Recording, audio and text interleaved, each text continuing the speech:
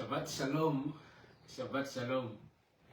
Some might be surprised what type of Shabbat is that.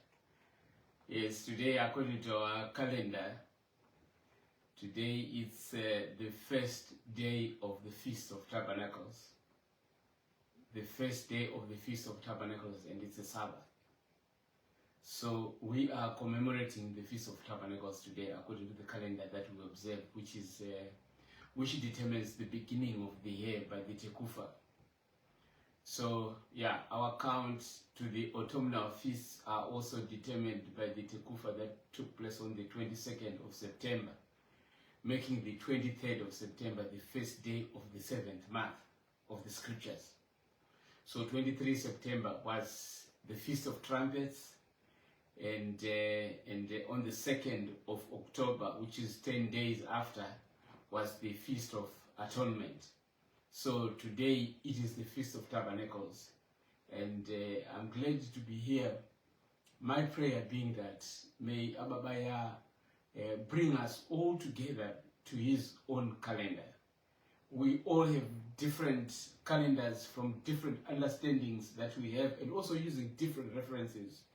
Some would like to use the Book of Jubilees to determine their calendars. Others would like to use the Book of Enoch to determine the calendars. But as we found out that the surest authority, according to the way we read the scriptures, is the Torah. And so we have based our understanding of the calendar revealed in the Torah as the instructions that we ought to follow.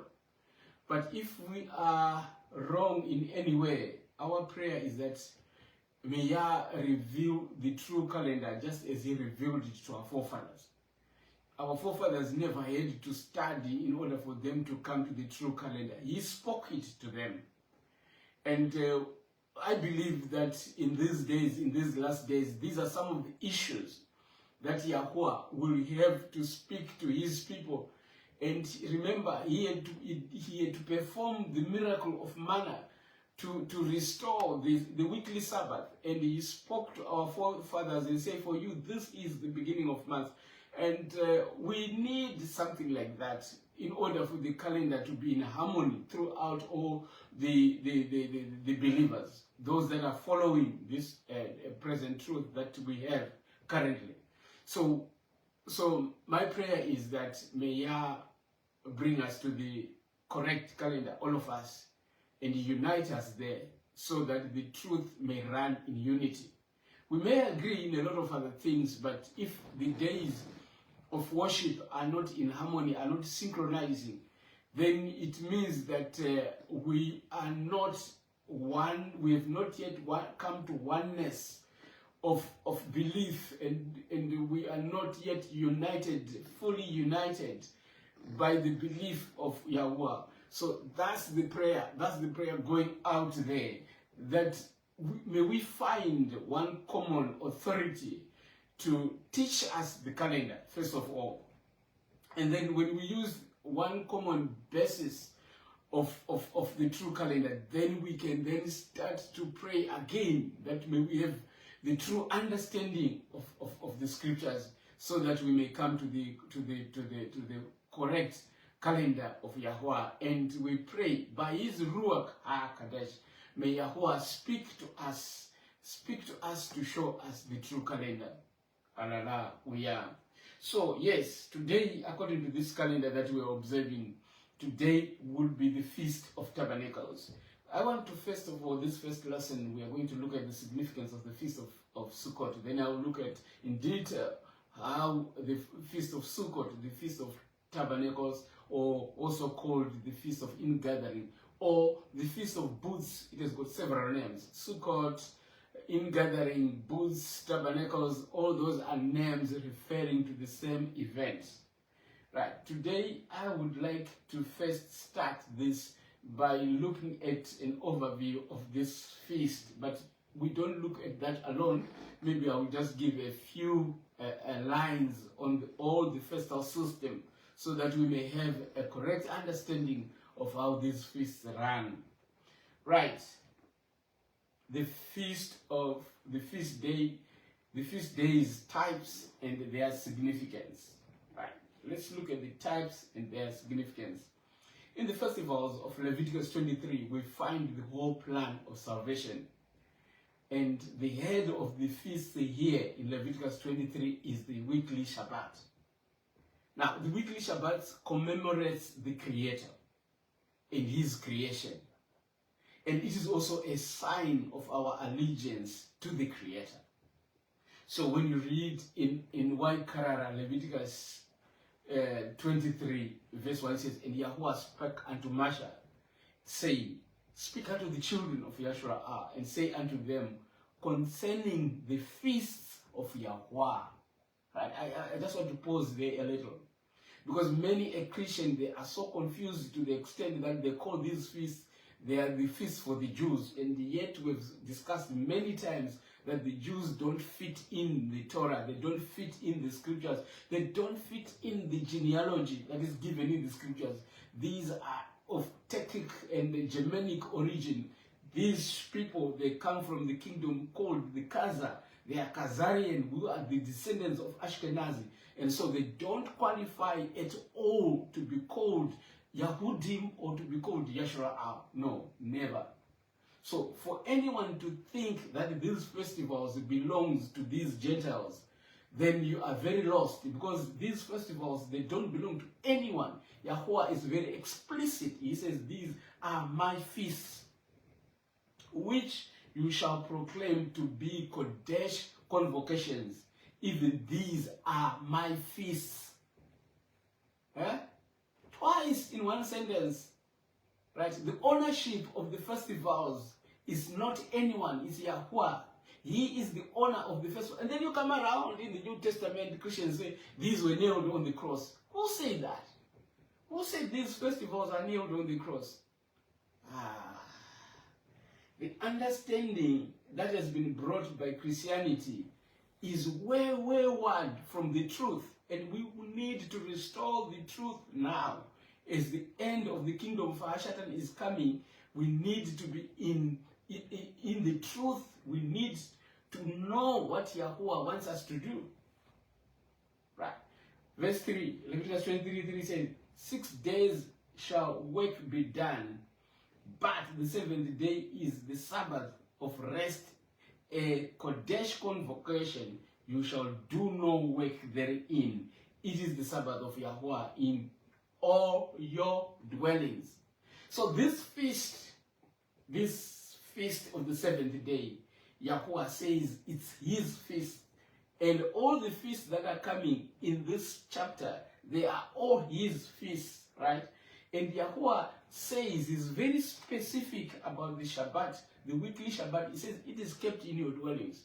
Unlike the other feasts which he required Yisra'eel to go to a place of his own appointing where they would keep the festival. But this particular one, it's a festival that is kept within your dwellings, at your home.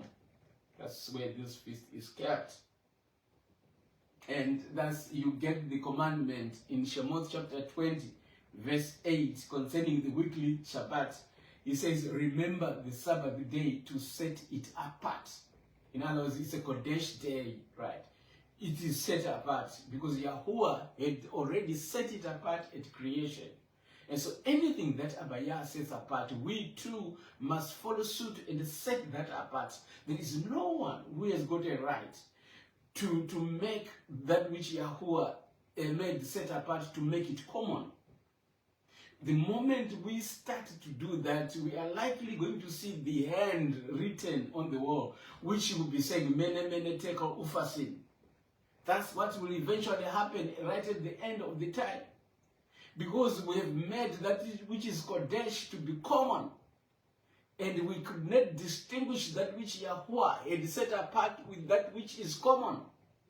And we ran the risk of becoming like Belshazzar. And that's definitely is what is going to happen at the end of the time. If we continue in that way of stubbornness, and if we continue in that way of disobedience, if we continue in that way of rebellion, Yahuwah will judge us and we shall be destroyed with Hashatan as he is being destroyed. We shall be destroyed when sin, disobedience, lawlessness is being destroyed. And so verse 10 says, okay, verse 9 says, 6 days you labor and shall do all your work. It's a command. 6 days you labor and you do all your work. It is a command.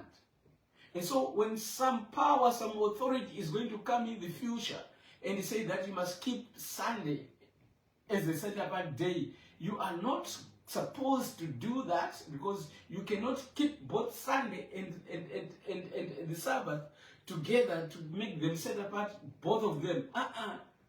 The days of work must remain days of work, and the day that is set apart must distinctly stand apart and be observed so. So 6 days you labor and you shall do all your work. And verse 10 says, but the 7th day is the Sabbath of Yahuwah thy Elohim. In it thou shalt not do any work, thou, nor thy son, nor thy daughter, thy maidservant, nor thy maidservant, nor thy cattle, nor thy stranger that is within thy gates. Very clear, the commandment is given at home. Right? It's given at home. It's a commandment to be kept at home. And you need to keep it set apart by not working, by not doing your work. And verse 11 says, for in 6 days Yahuwah made, that's the reason why we keep the Sabbath. For in 6 days Yahuwah made heaven and earth, the sea and all that in them is, and rested the 7th day. Wherefore Yahuwah blessed the Sabbath day and made it Kodesh. Okay, let's just look a little bit deeper. Verse 10, we read that we are not supposed to work on the Sabbath. The reason why we should not work on the Sabbath is because in 6 days Yahuwah made the heavens and the earth, the sea, and all that is in them, and rested the 7th day. Wherefore Yahuwah barakah the Sabbath day and set it apart. So the reason why we keep the Shabbat is connected to creation. Because right at creation, in Bereshit chapter 2, maybe I might need to read that from this started scriptures of mine. Right. It says that, thus the heavens and the earth were completed, and all their array. And in the 7th day Elohim completed his work which he had done, and he rested on the 7th day from all his work which he had made. And Elohim blessed the 7th day and set it apart, because on it he rested from all his work which Elohim in creation had made. So Yahuwah, he rested right at creation and put rest in it. So there is a connection between keeping the Sabbath and the creation itself. There is a connection between keeping the Sabbath and acknowledging Yahuwah as the creator. Right? So denying or rebelling against keeping the Sabbath is the same as not acknowledging Yahuwah as the owner of the Sabbath, as the creator, as the supreme authority in the life. So when you keep the Sabbath, these are the issues that we are acknowledging. Yet the rest of the Shabbats that are given in Waikara 23, right? The Shabbats given in Leviticus 23, these Shabbats in the festivals found in the statutes are not pointing to the same things as the weekly one. The weekly one is pointing to Yahuwah as the creator. The weekly one is connecting us with the creation. The weekly one is acknowledging his supremacy over all things. Yet the Shabbats in the festivals found in the statutes are a sign of knowledge or of knowing who is to be worshipped, and a sign and a revelation of our salvation. In these Shabbats, the plan of salvation is revealed. This is a detailed analysis, detailed revelation of the plan of salvation, starting with who saves thee, right? What is involved in your salvation? Yahuwah gave a lamb so that you by it and through it, you can escape the sentence of death. And there were festivals there were periods of salvation that are found within the yearly calendar that were to be done to point to us what manner of work is done in the Shamayim, in the whole plan of salvation. So you read in Yisra'eel 20, verse 11 and 12, he says, "And I gave them my statutes, and they showed them my judgments, which if a man do, he shall even live in them." So these statutes are the ones that are given in 1 Karara 23, right? If you read in connection with these festivals, I think there are about 4 or 5 statements saying these statutes, you must keep them. These statutes, these festival statutes, these festival Shabbats are found in the statutes. So here it says, "I gave them my statutes, and they showed them my judgments, which if a man do, he shall even live in them." So these festivals are part of the statutes of Yahuwah. And we said last time, these statutes, they explain the 10 commandments. Each of the 10 commandments has got its own statutes that explain it. And Leviticus 23 has got Shabbats, which are called the statutes, which expound and amplify the weekly Shabbat. So the rest that is found in the weekly Shabbat is further explained and expounded in the plan of salvation, pointing to the one who created as being the same one who redeems us. I hope this is clear.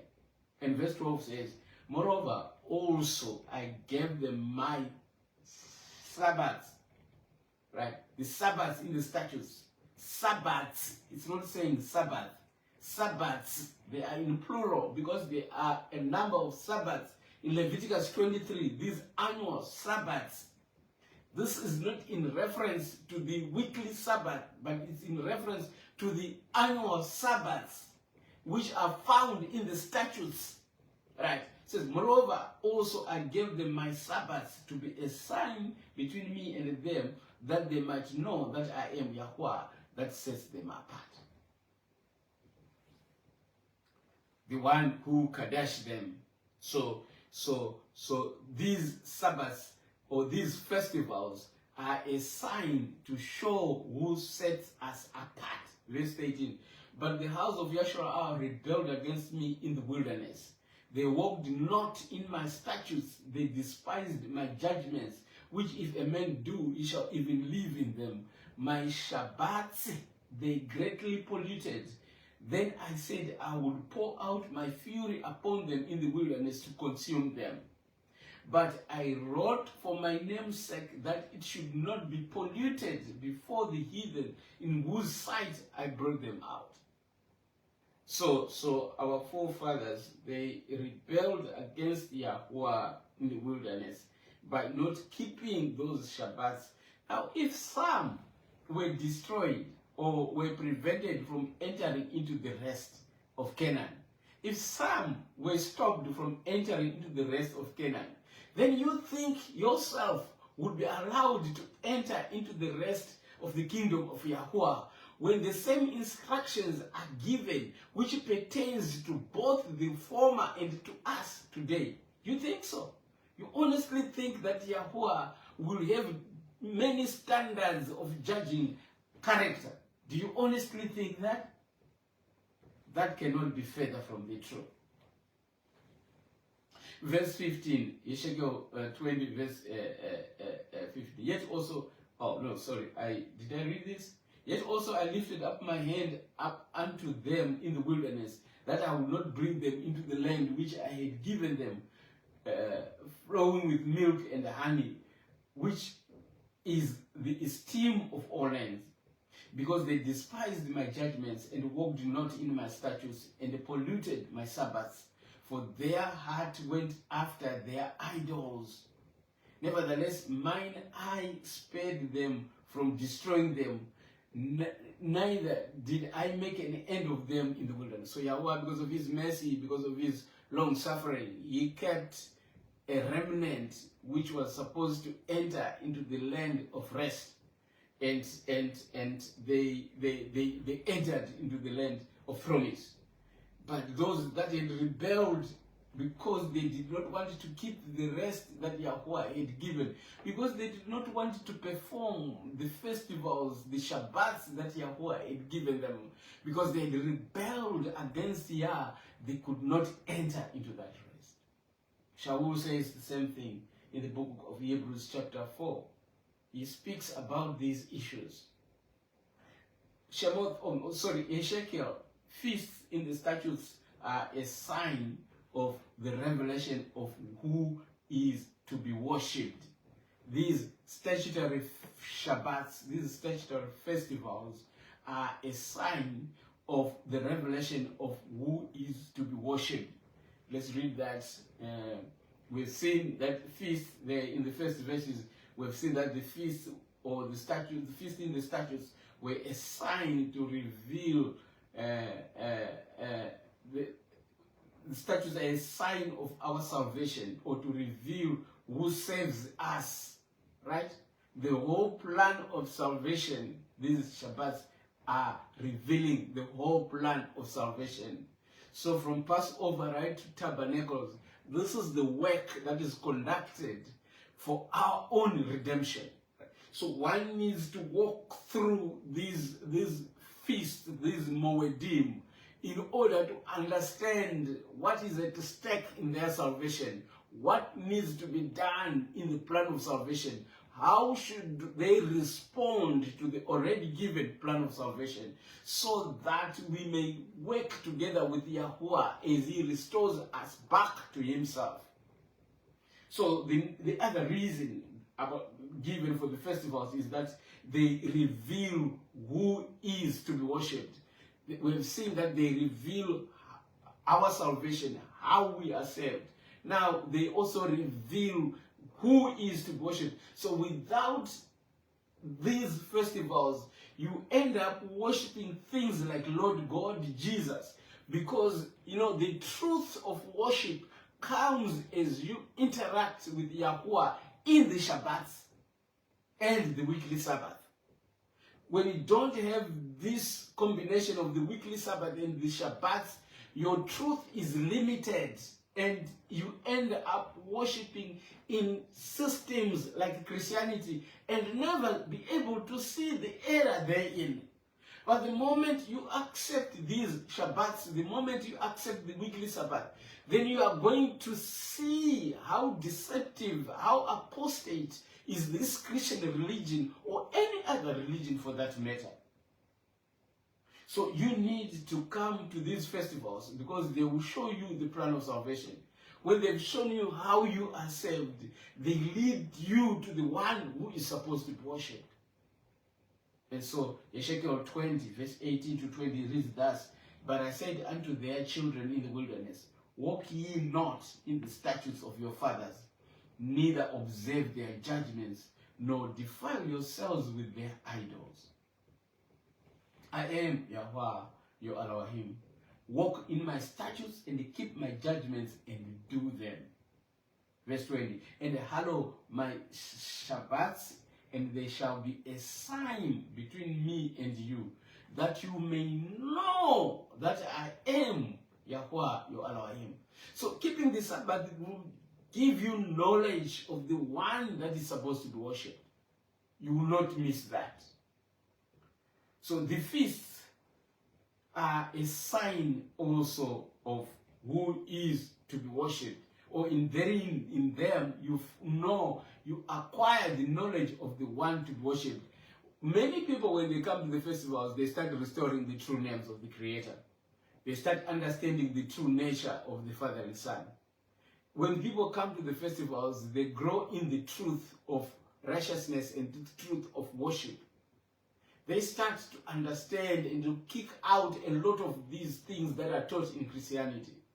The festivals, just by coming to the festivals, understanding the festivals, restoring the Shabbat, there is a lot of knowledge that is poured into you, and you start to see the errors of these religious systems. Right. And next, where are the feasts found in the scriptures? Right. These festivals are found in Yisra'eel 23. These festivals are called types. Or in other words, these types were fulfilled not only as to the event, but as to the time as well. So the festivals that you find in Yisra'eel 23 are types which are pointing to the future. So as you participate in the rehearsals of these types, you are acknowledging Yahuwah, right? That He is your creator, that He is your redeemer. You are acknowledging that He is the only one that must be worshipped. And as you participate in these feasts, you start to understand the plan of salvation. As we shall see when we go further, you are going to see that it is only from the festivals that you can understand the book of Revelation. When you don't have the festivals, it's very difficult for you to put together what the book of Revelation is saying. So the types were fulfilled not only as to the event, but as to the time. On the 14th day of the first month of Yisra'eel, that is the very day and the month on which for 15 long centuries the Passover lamb had been slain. On that very date, right, Mosheh, having eaten the Passover with his disciples, instituted that feast which was to commemorate his death, that is the bread and wine, right? He instituted that ceremony, right, to take his place, to commemorate his death as the Lamb of Elohim, right, which taketh away the sin of the world. That very same night, when they went to the Garden of Gethsemane, he was taken by wicked hands to be impaled in the morning of the actual date of Passover. And as the antitype also of the worship, our Master, Yahushua Mashiach, was raised from the dead on the third day, the first fruits of them that slept. That we find in 1 Corinthians 15 verse 20. A symbol of the resurrected just, whose vile body was or shall be changed and fashioned like unto his esteemed body. That's what Philippians tells us, the result of resurrection. Now, we see that the festivals had been running for over 1,500 years before Yahusha came. Now, continuing with the significance of the feast of Yisra'eel 23, we see that the slaying of the Passover lamb was a shadow of the death of Mashiach. That's what Shaul says, Mashiach, our Passover, is sacrificed for us. 1 Corinthians 5 verse 7. Right? This is the New Testament. It's giving us light as to what exactly was the Passover. Yahusha is the Passover lamb, and he is the one that is sacrificed for us. As our forefathers sacrificed the literal lambs in the ancient Hebrew economy, when Yahusha comes now, he is the one that takes the place of that lamb that was sacrificed in the ancient economy. That's why Yahukanan, when he sees, Yahukanan in chapter 1, when he sees Yahusha, he says, behold the Lamb of Elohim that taketh away the sin of the world. So Yahusha is the lamb that is typified in the ancient Hebrew economy sacrificial system. So we read in 1 Corinthians 5:7, therefore cleanse out the old leaven, so that you are a new lump as you are unleavened. For also Mashiach, our Passover, was offered for us. So then, verse 8, so then let us observe the festival not with old leaven, nor with the leaven of evil and the wickedness, but with the unleavened bread of sincerity and truth. So it's very clear.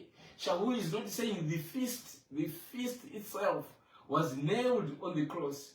Neither does it say even the sacrificial law was nailed on the cross. Yahusha nailed our record of indebtedness. He nailed our sin in his flesh on the stake. We need to understand these things correctly. He fulfilled the law of sacrifice or sacrificial system. He fulfilled it by himself dying so that there is no more sacrifice. It doesn't mean that the festival is also nullified. That's what the Adventists teach each other. That's false. The weekly Shabbat, which is a feast, had a lot of sacrifices on its day.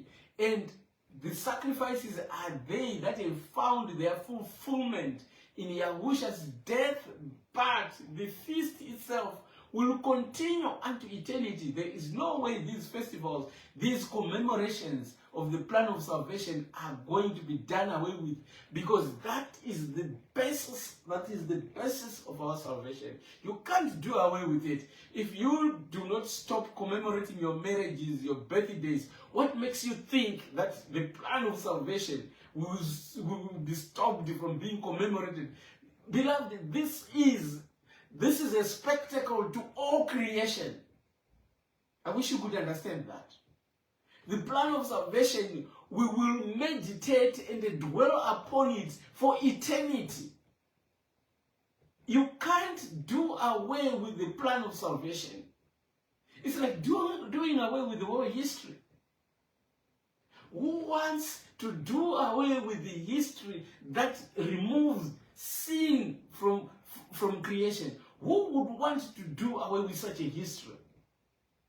How would you know where you came from when you do away with the festivals?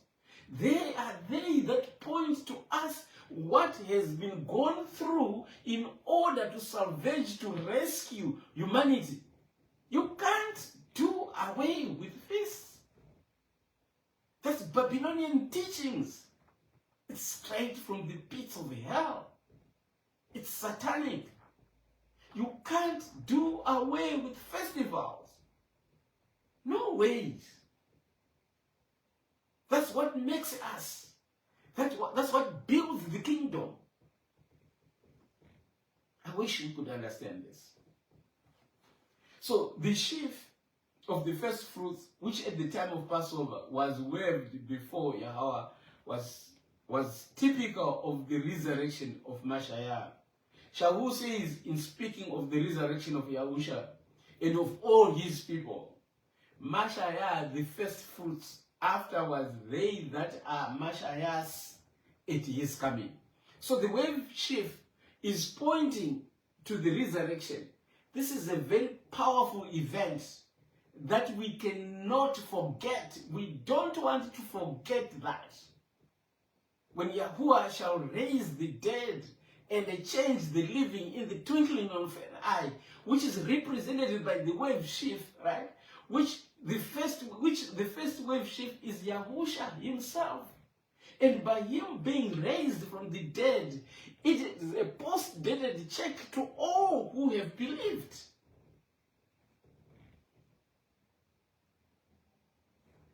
Shavuot was to commemorate the giving of the Torah and the power thereof. It is at this feast that early rain was poured and the later rain will be poured. The Feast of Weeks, or Pentecost, or Shavuot, commemorates the reigning of the doctrine of truth and the power thereof. In Shemot chapter, after this feast, in the book of Shemot, you will see at Mount Sinai and the giving of the Torah. That was the first Shavuot. That was the first set of 7 weeks, right?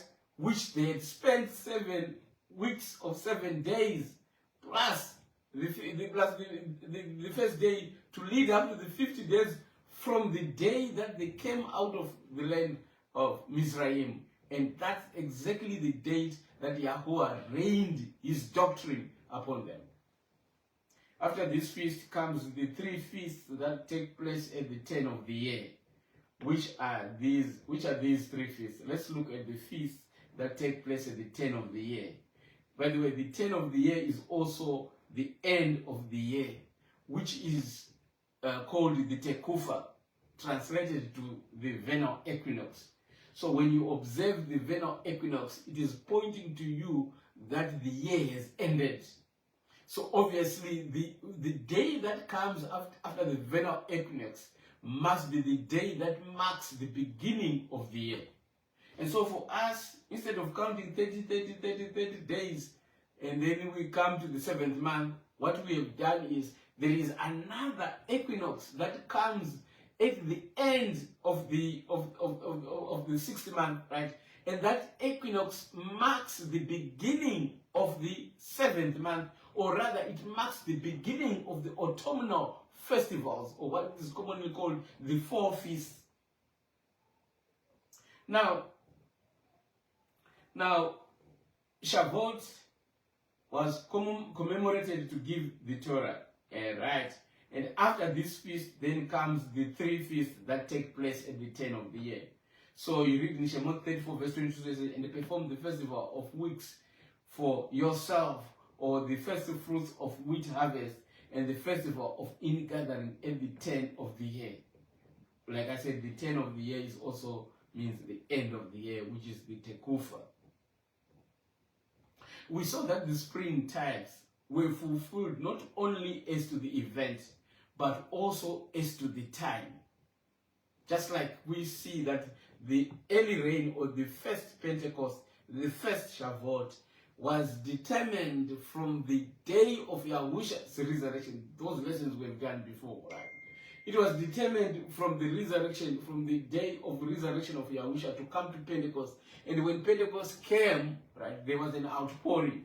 So we see that the Passover, the unleavened bread, the first fruits, the Feast of Weeks, or the Feast of Shavuot, all of them, they happened at the times depicted in the types. And the events commemorated in the types as well were the ones that were fulfilled in those times. So if the first set of feasts found their fulfillment at the time depicted by the event revealed, it follows therefore that the next set of feasts will follow suit, will be fulfilled at the time depicted, and the events revealed will be taking place in the times depicted.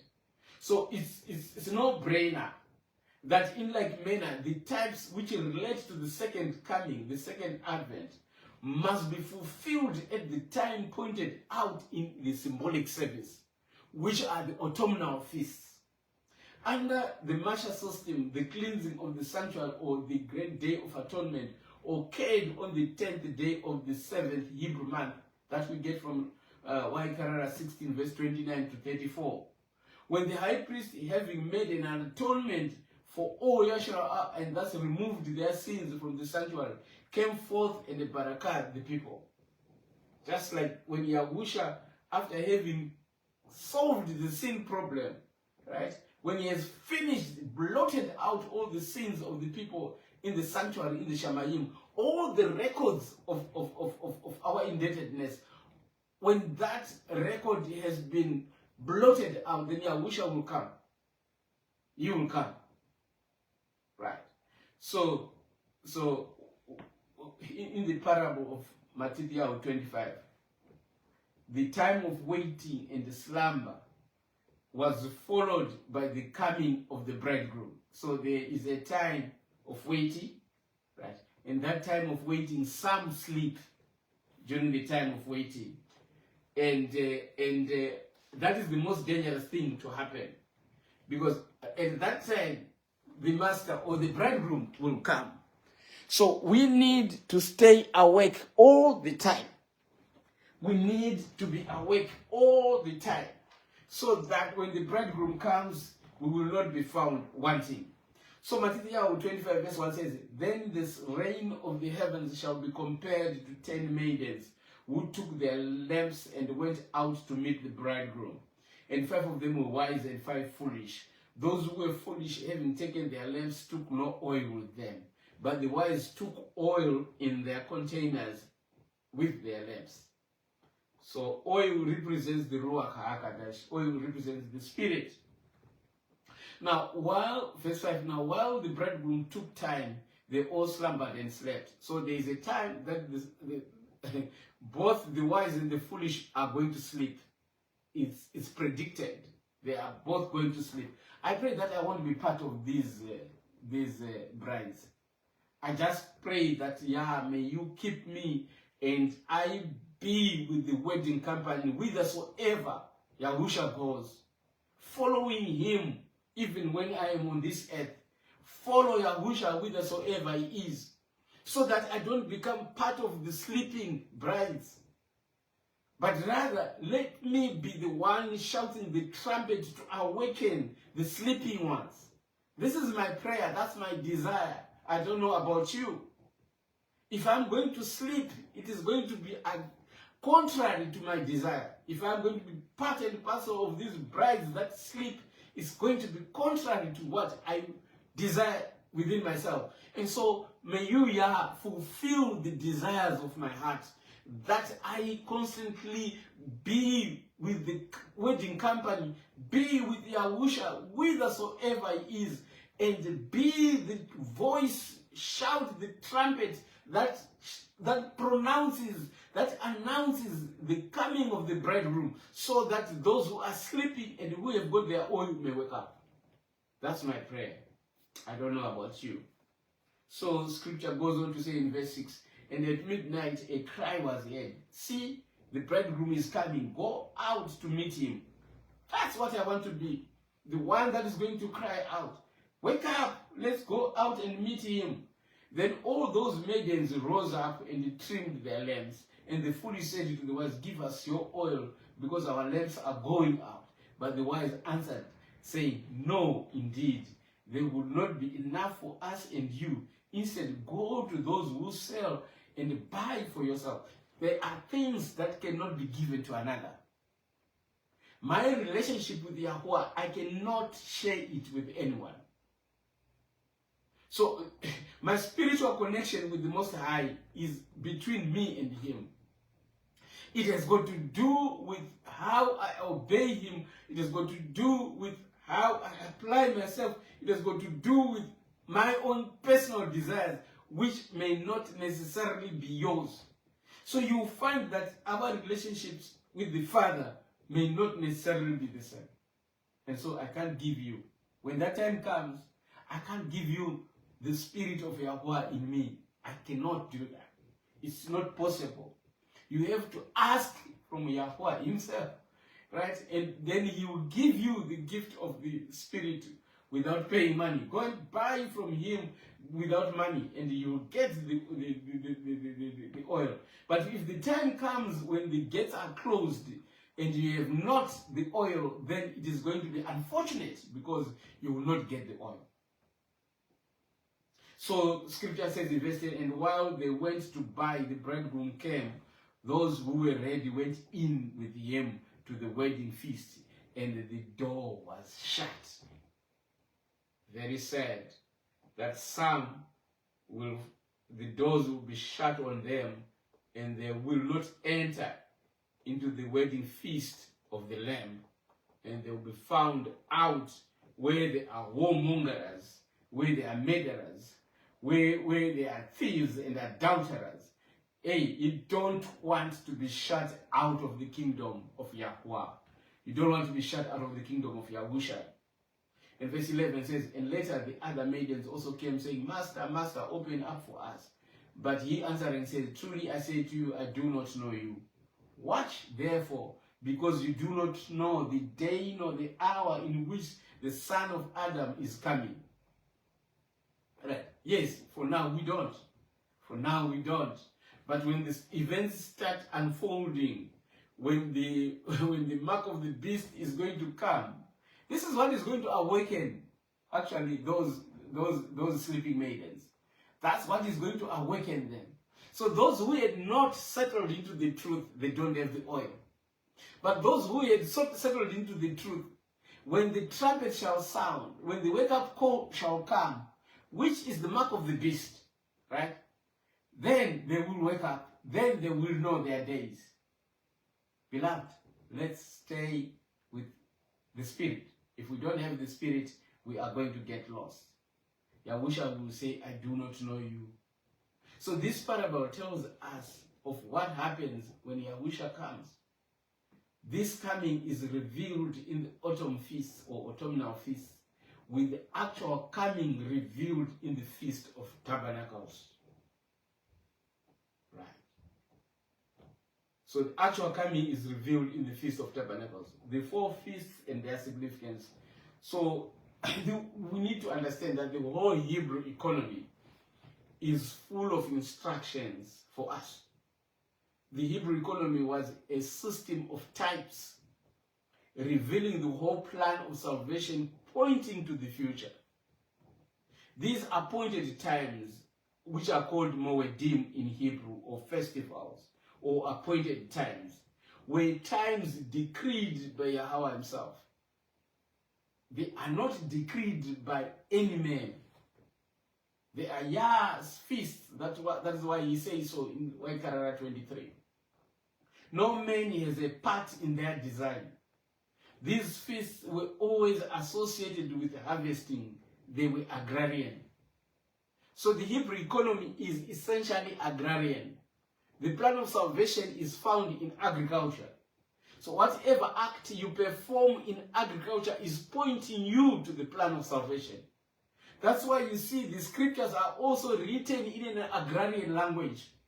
It's about seeds, it's about planting, it's about the rain, it's about the trees, it's about water, all these things that pertain to agriculture, they are that are found in the plan of salvation. It's about harvest, it's about planting, it's about sowing. These are the issues that have got to do with salvation. That's why agriculture, that is why farming is the only profession that will remain standing. This is the only profession Yahuwah gave to man. And when you understand what we shall be, what we shall become, you will see that all these technologies that we have, they will become obsolete because they will not be of any use to us, because we are so empowered and we have become so advanced that everything that you see find in the gadget, every power, every manifestation that you can think of, that you find from outside yourself, is actually, you've got actually something superior within yourself. And so you won't need the gadgets. The only thing that you need to do is work on the land, till the land, grow, rear animals. That's the only thing that you need to do. And study Yahweh's creation. Have knowledge of Yahweh's creation. Have knowledge of the plan of salvation. Continue for eternity studying the science of salvation. Because the science of living things and animals, it will be very easy for everyone to understand that. Because our minds, after removal of sin, they become so sharp, and we can understand, remember, and reason out so sharp. By the way, they say we use no more than 4-5% of our brain, and some say those that get up to 7, they are exceptionally very intelligent. I don't know if that is true, but if that is true, that's the amount of brain we are using, then I can tell you that the brains that we have are so powerful that we can instruct ourselves to fly when Yahweh has restored us. We can actually instruct ourselves to walk through walls when Yahweh has restored us. Because it all comes from the mind. Right. Let's look at the 4 feasts. These feasts started with the first day of the 7th month, which is called the Feast of Trumpets, as I mentioned earlier on, or Yom Teruah. Right. It it comes on the first day of the 7th month. Then came the Day of Atonement, or Yom Kippur. Me for a bundle, the word there would be kupupura, because that's essentially what is happening. People are confessing and repenting on their sins. Right? They are confessing their sins. They are pouring out their sinful nature, their sins that they've committed, to the one who is able to blot them out. So kupupura. And you find this word in Yiddish. You see, the so-called Hebrew mainly is influenced also by the Yiddish language. So they have the word as Kippuri. Right. In Yisra'eel 23:23, and Yahweh spoke unto Mosheh, says, speak unto the children of Yisrael, saying, in the 7th month, on the first day of the month, you have a rest, a remembrance of blowing of trumpets, a set apart gathering. King James Version says you have a Sabbath. The word rest there is Sabbath, right? So on the first day of the 7th month is a Shabbat, 76, right? Hebrew 76.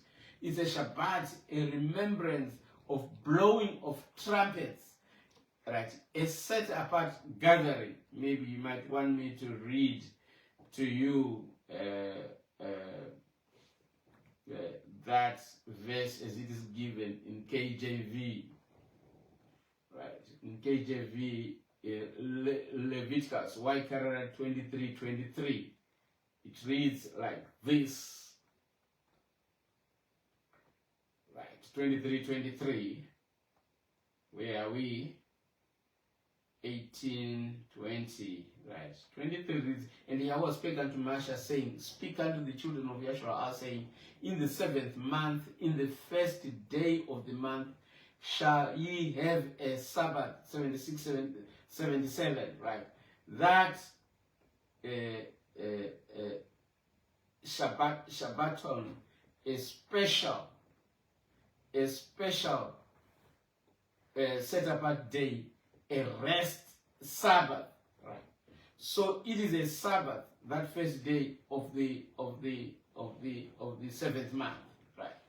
76, not 76, right? You do no servile work, and you shall bring an offering made by fire to Yahweh. So you don't do any servile work there, but you shall bring an offering made by fire to Yahweh. And offerings are the ones that we are saying they get to be done away with, as Yahusha, the supreme offering, has fulfilled it. So verse 26 says of Leviticus 23, and Yahweh spoke unto Mosheh, on the 10th day of this 7th month is the day of atonement. It shall be a set apart gathering for you, and you shall afflict your beings, and shall bring an offering made by fire to Yahweh. And you do no work on that same day, for it is the day of atonement, to make atonement before Yahweh your Elohim. So no work on the day of atonement. Right. Now then we come to the Feast of Tabernacles. So the Day of Atonement, rather, let's just speak a little bit about the Day of Atonement. The Day of Atonement was a day when people would come and fast and repent their sins to Yahweh, and their sins were then blotted out of the records in the sanctuary.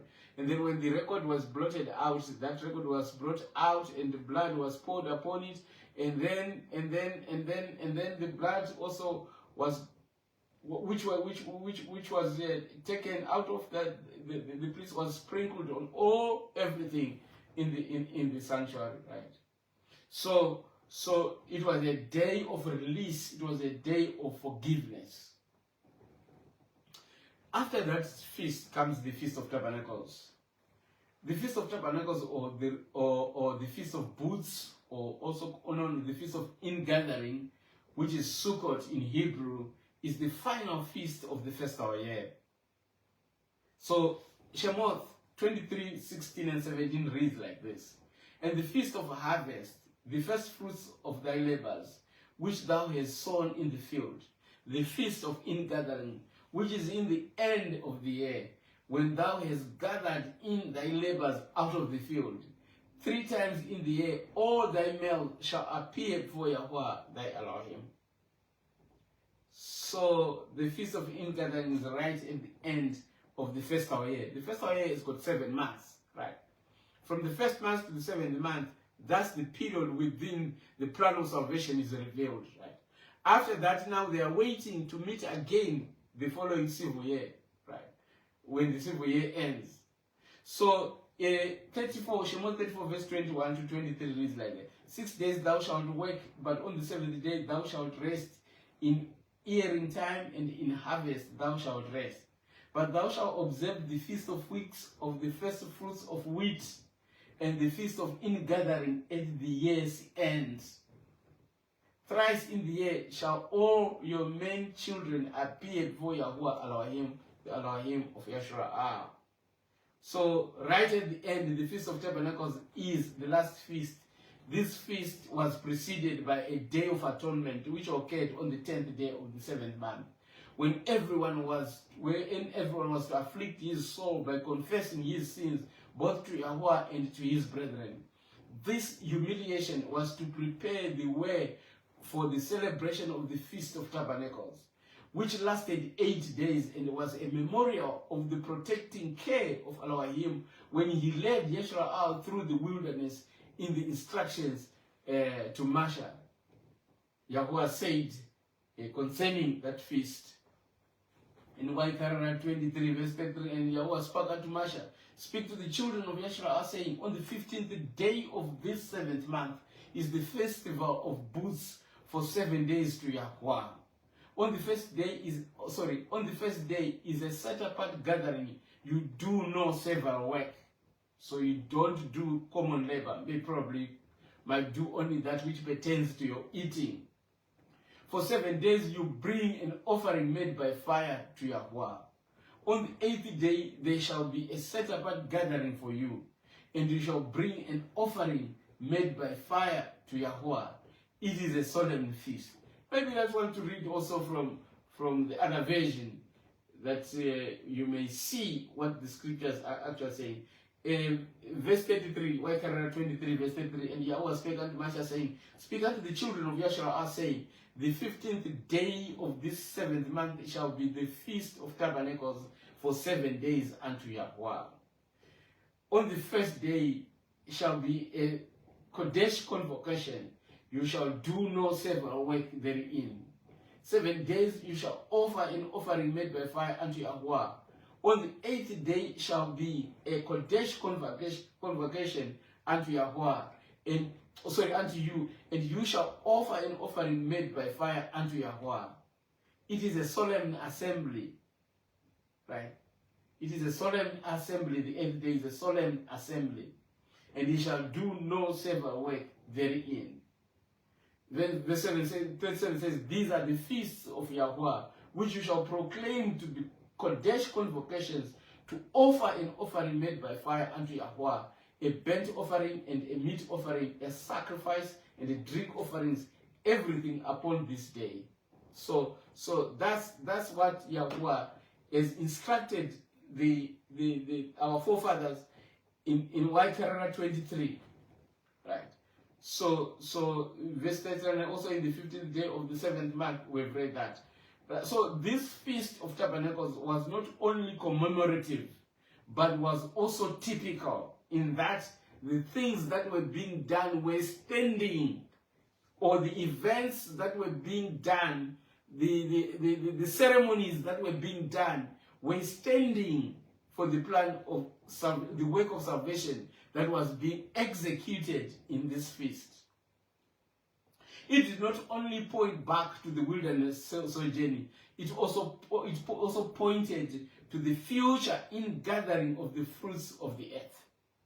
Verse 40 says, and ye shall take you on the first day the boughs of goodly trees, branches of palm trees, and the boughs of thick trees and willows of the brook, and you shall rejoice before Yahuwah your Elohim 7 days. So that's a festival, a chek, that you perform there, right, before Yahuwah, dancing, eating, and merry making, right? So verse 41, it says, and you shall keep it a feast unto Yahweh 7 days in the year. It shall be a statute forever in your generations, and you shall celebrate it in the 7th month. So this feast was going to be a statute forever to Yisra'eel. So anything that is forever for Yisra'eel is forever for all those that come into that belief system, isn't it? You shall dwell in booths 7 days. All that are Yisraelites born shall dwell in booths. Verse 43, that your generations may that your generations may know that I made the children of Yisrael to dwell in booths when I brought them out of the land of Mizraim. I am Yahweh Elohim. So it was the celebration of this feast that Yahusha came, right? On this particular feast, the scriptures say in Yahushua 7:10, but when his brethren were gone up, then went he also up unto the feast, not openly, but as it were in secret. So Yahusha also went to this feast. Right? Then the Yahudim sought him at the feast and said, where is he? And there was much murmuring among people concerning him. For some said he is a good man, others said, nay, but he deceiveth the people. You see, it's always like that. Truth battles, truth struggles. Right? You can be called a demon because you've got the truth. Because what you have, not many people have got it. That's the nature of truth. So those who are preaching the truth, don't be discouraged. Shouldn't be discouraged. Because the devil's children apparently appear to be wiser. But essentially in their wisdom, there is foolishness in it. Because they are leading them, others and themselves to damnation. So we need to stand for the truth even as it seems to be battling. So yeah, that's what was happening with Yahusha also. So there were some, when he went to the feast, that could not show out. They concealed their true convictions for fear of persecution. They did not express their true feelings and belief. Many were convinced that he was Mosheh, long looked for and greatly desired, yet they dared not express their convictions because the powers were not in agreement. The powers did not like it. So people like cattle, they tend to be led by the powers. They do not have their own power of decision. So there was dissension among the people concerning Yahusha. Some denounced him as a deceiver, while some ventured to express their favor towards him, saying that he was a good man. But this was as far as they ventured to go. They had not moral courage in the face of the denunciations uttered against him, to say, I believe him to be the world's redeemer. Many would not come up to that. So Yahusha is the object of all the feasts. And in Yahushua chapter 6 verse 35, Yahusha said unto them, I am the bread of life. He that cometh to me shall never hunger, and he that believeth on me shall never thirst. Right? So remember, in the festivals, there is bread, there is wine to be drank. All those things are standing for Yahusha. All those things, they are depicting him. They are showing him to be the object pointed to by all the things that are taking place in the feast. That's why he says, I'm the bread of life. He that cometh to me shall never hunger, and he that believeth on me shall never thirsty. I am the living bread which came down from heaven. If any man eat of this bread, he shall live forever. And the bread that I will give is my flesh, which I will give for the life of the world. The Yahudim therefore strove among themselves, saying, how can this man give us his flesh to eat?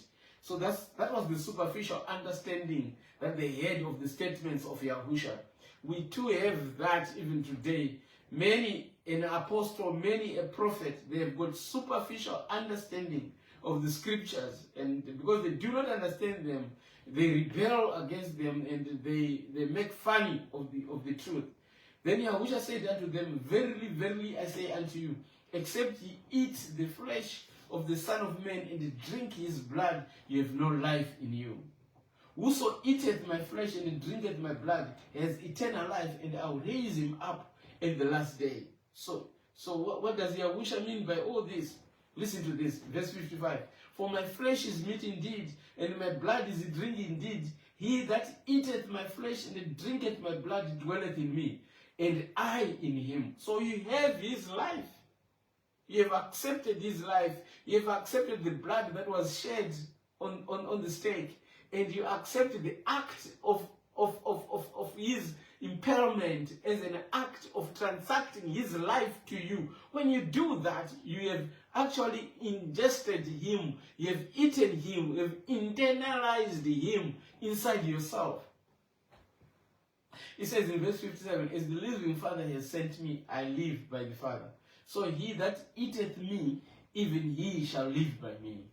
This is that bread which came down from heaven, not as your fathers did eat manna and are dead. He that eateth of this bread shall live forever. In Yahusha is the fulfillment of the burnt offering and the meat of food offering.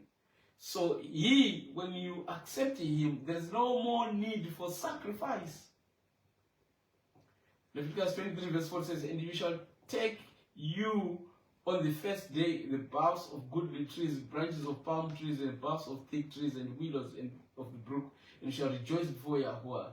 You shall keep it a feast held unto Yahuwah 7 days in the year. It shall be a statute forever in your generations. You shall celebrate it in the 7th month. Right. So 42. You shall dwell in the booths, we read that, and verse 44 says, and Mosheh declared unto the children of Yisra'eel the feasts of Yahuwah. So these are the feasts of Yahuwah as they are found in Leviticus 23, Yisra'eel 23. As seen from the above, the Feast of Tabernacles is celebrated for 8 days, from the 15th to the 22nd of the 7th month. Because the 8th day is a Shabbat, the Feast of Tabernacles are celebrated by the children of Yisra'eel when they entered the promised land. Upon entering the promised land, they were to build their own homes where they were to live in peace and safety. However, they were not to forget how Yahuwah led them. An example is found in the book of Nehemiah, chapter 8. It says there in verse 18, and on the second day were gathered together the chief of the fathers of Nehemiah, chapter 8, verse 18, the chief of the fathers of the people, the priests and the Levites, unto Ezra the scribe, even to understand the words of the Torah. And they found written in the Torah, which Yahuwah had commanded by Mosheh, that the children of Yisra'eel should dwell in booths in the feast of the 7th month. So they are discovering the feast of booths during the time during the time of Nehemiah, the time of Ezra, coming out of Babylon. They had forgotten about these festivals. If you stay too long in slavery, you tend to forget the things that are done at home, right? Because when you come back home, you are not sure what is the customs here, what is really done here. And so when they came back home, then they had the Torah and they read in it and they found that the Feast of Tabernacles was to be kept. Verse 15 of Nehemiah chapter 8, and that they should publish and proclaim in all their cities in Jerusalem, saying, go forth unto the mount and fetch olive branches and pine branches and myrtle branches and palm branches and the branches of thick trees to make booths as it is written. So the people went forth and they brought them and made themselves booths, everyone upon the roof of his house and in their courts and in the courts of the house of Elohim and in the street of the water gate and in the street of the gate of Ephraim. So they make their temporary booths to dwell in these 8 days of the Feast of Tabernacles.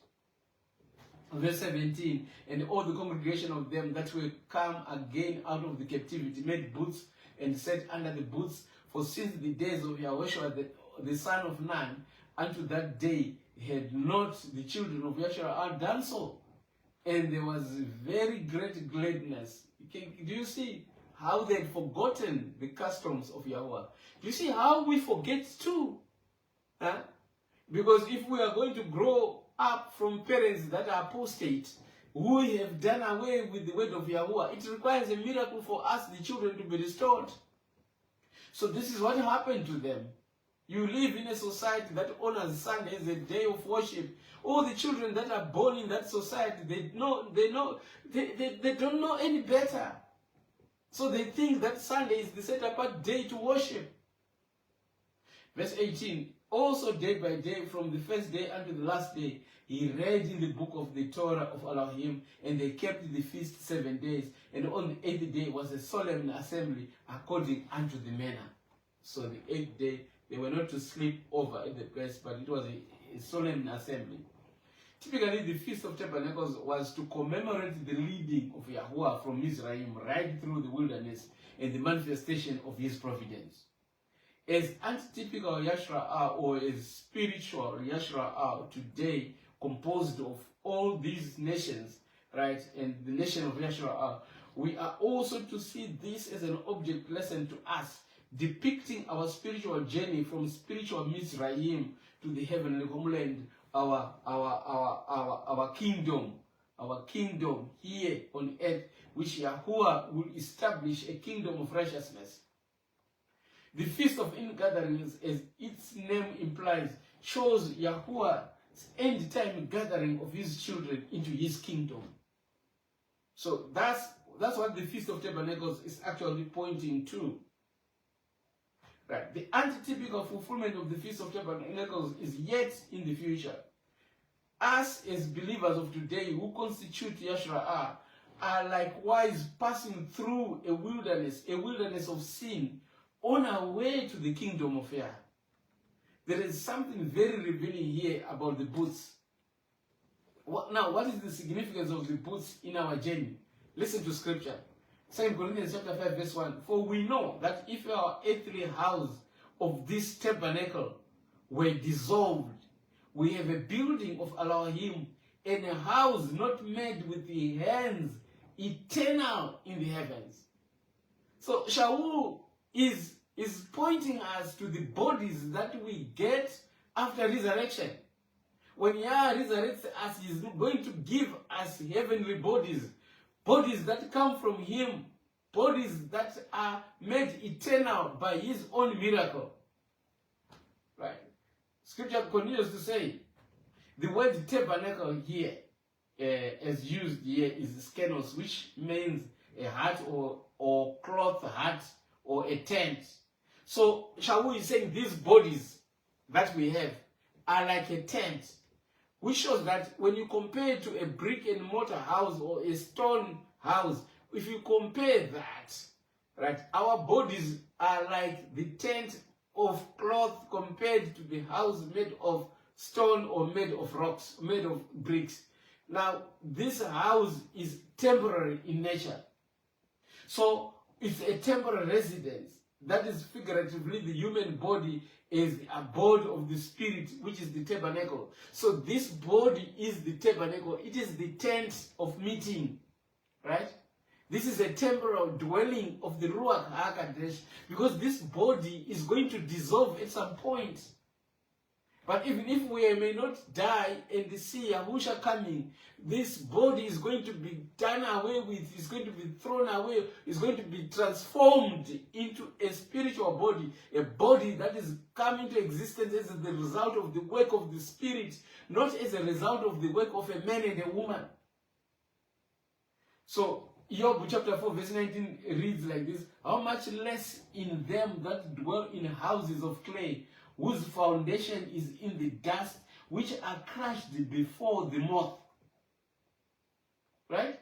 So, we are like houses of clay, whose foundation is in the dust. We are made of dust. Right? We can get crushed before the moth.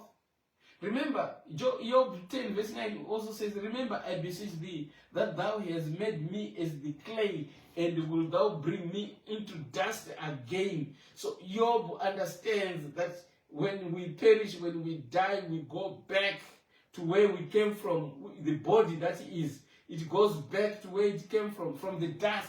So this is a temporary abode of the Spirit. This is a booth, Right? It's likened to a booth. So the booth that you saw in the Feast of Ingathering was actually pointing to the body, which is the dwelling place of the Ruach HaKodesh.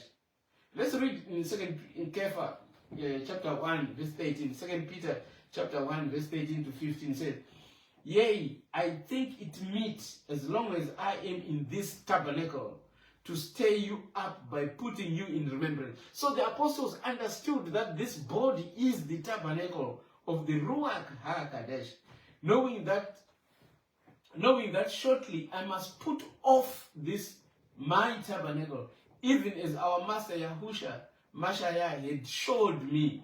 So it had been revealed to him that shortly he is going to die. So he was going to put off this tabernacle. Then verse 15 says, "Moreover, I will endeavor that you may be able after my decease to have these things always in remembrance." So the putting off of the tabernacle is his death. That's what Kepha is saying here. It is clear this body is a temporal tabernacle or a booth. Shaul continues to say, speaking about this same thing, he says in 1 Corinthians 6 verse 19, "Oh, do you not know that your body is the dwelling place of the set-apart Spirit who is in you, which you have from Elohim, and you are not your own? For you were bought with a price, therefore esteem Elohim in your body and in your spirit, which are of Elohim."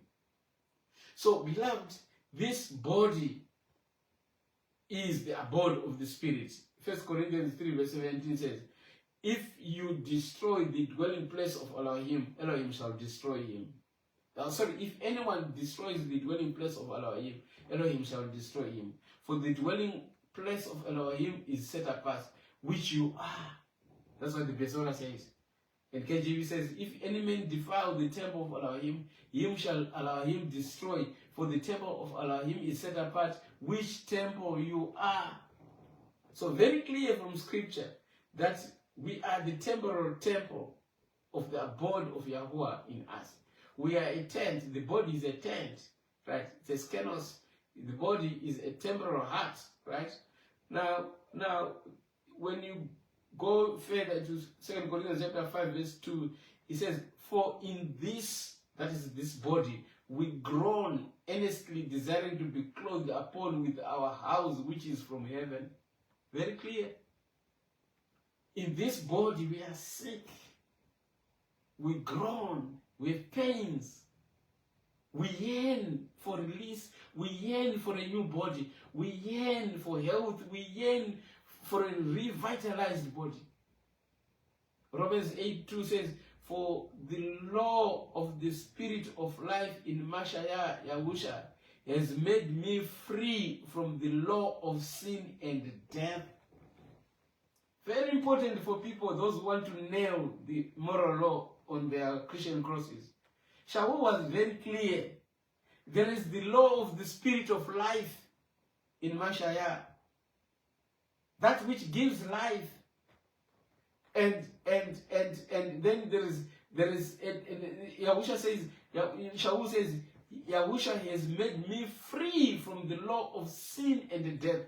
So when the Spirit of Yahushua is in us, right? When the life of Yahushua is in us, we have been delivered from the death sentence that we get as a result of breaking the law, which points to us what sin is. So you can see there is that law continues right up to eternity, right up to deliverance, or else there is no deliverance. We say there is deliverance because there is a law that points to sin and that results in death if broken. And we yearn for life that comes from Yahushua, which implies that the life of Yahushua is coming to us because of the validity of that law. It is still valid. It is still very valid. That's why it is going to judge you and condemn you, right? That law of sin and death is going to judge you and condemn you. And when you are condemned with the law of sin and death, then you are not going to escape unless the life of Yahusha is there.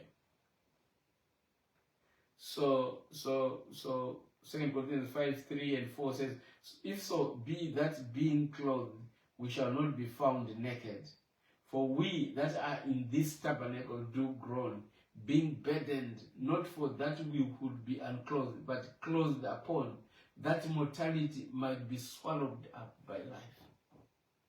That's the hope. We want mortality to be swallowed up by life. So the significance of the Feast of Tabernacles, at the second advent of Yahusha Mashiach, the dead shall be raised incorruptible, and we shall be changed. For this corruptible must put on incorruption, and this mortal must put on immortality. Then will the Yisra'ЄL of today, you and me, the believers, we will have laid off our temporal tabernacles or dwellings, these bodies, and move into our permanent habitation. Then and then only the purpose of the Feast of Tabernacles, which was erected for the dwelling place of Elohim, will be fulfilled. Before that, the Feast of Tabernacles is not yet fulfilled. When all this, the fulfillment of the Feast of Tabernacles, when all this has happened, when we have been changed at the second coming of our Redeemer, our Savior, then the Feast of Tabernacles will have met its antitypical fulfillment. Not only will Yisra'ЄL or believers be in their eternal habitation, but Yahuwah Elohim and his son Yahusha Mashiach will tabernacle or dwell with his people for eternity. The Revelation says it this way. In the book of Revelation chapter 21 verses 3 and 4.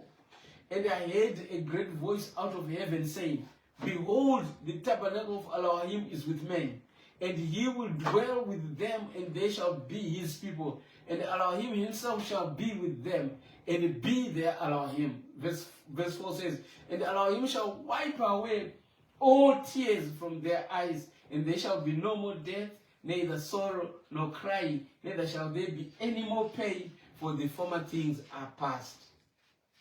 That's the fulfillment of the Feast of Tabernacles. The resurrection the resurrection and being given immortal bodies is the ultimate fulfillment of the Feast of Tabernacles. Sorry. So the Feast of Tabernacles pointed forward to the great day of the final ingathering, when the master of the harvest shall send forth his reapers to gather the tares together in bundles for the fire, and to gather the wheat into his garner. At that time, the wicked will all be destroyed. They will become as though they had not been. That's what Obadiah 16 says. And every voice in the whole universe will unite in joyful praise to Elohim, says the Revelator. Every creature which is in heaven and on earth and under the earth, and such as are in the sea, and all that are in them, heard I saying, blessed and honor unto our Elohim. So, beloved, these yearly assemblies, the hearts of old and young would be encouraged in the service of Elohim. If we are going to come to these festivals, when we go through them, when we see what these festivals are saying, indeed we are going to be encouraged to serve Elohim. While the association of the people from different quarters of the land would strengthen the ties that bound them to Elohim and also to one another. I would love to have a campsite at my place where people can come to gather for the Feast of Tabernacles, for all the feasts of Yahuwah, where we can learn, where we can share the word of Yahuwah. Each one of us pouring out what Yah has given to them. So, beloved, I believe if these festivals were good and beneficial for our forefathers. I believe even at this present time, these festivals are very beneficial, more so for us living right at the end of the time.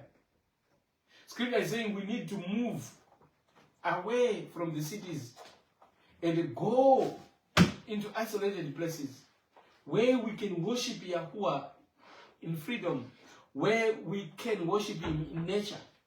It is in these surroundings that Yahuwah will instruct us of how we are going to keep His festivals. So as the children, as our forefathers celebrated the deliverance of Elohim, that He wrote for our forefathers, and His miraculous preservation throughout the wilderness from Yisra'mael. So we too must gratefully call to mind the various ways Yahuwah has devised for bringing us out from the world, from the darkness of error, into the precious light of His favor and truth.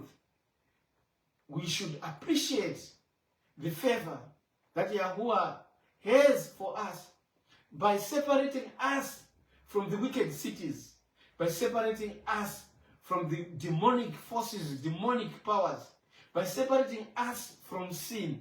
We need to be very grateful for the feast of Yahuwah, the feast of Tabernacles, the ultimate feast, the feast that points to our ultimate deliverance. I'm going to come back and walk through this feast in more detail vis-a-vis the book of Revelations. Alala, we are